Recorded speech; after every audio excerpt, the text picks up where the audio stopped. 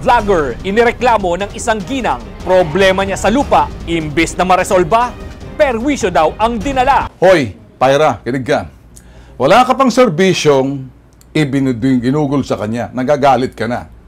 Makinig ka. Pag ako nagalit sa'yo, malilintikan ka. Kahit sinong talpulanong lalapitan mo, hindi kita pinahihiya. OFW galing Taiwan humingi ng tulong sa hashtag ipabitag mo matapos maisahan at maloko daw ng isang vlogger.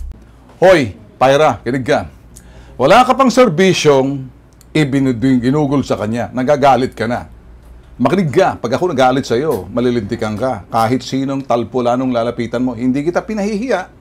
Tinutulungan ko to. Kung gusto mo maging kabahagi ng solusyon at hindi ka problema, ibalik mo ang pera nang sa ganon, hindi siya mangonsumisyon.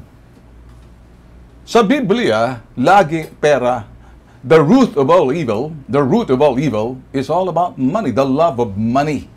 Sa uli mo yung pera. Wala ka pang nasiservisyo. Wala ka pang naibibigay.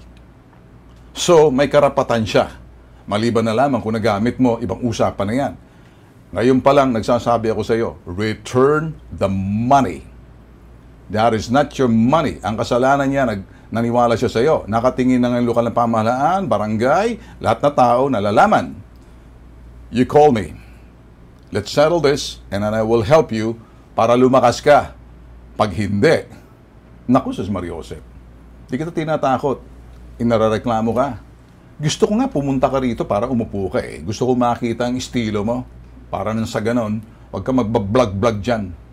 So ngayon, may utang ka rito sa uli mo. No ifs, no buts sa uli mo.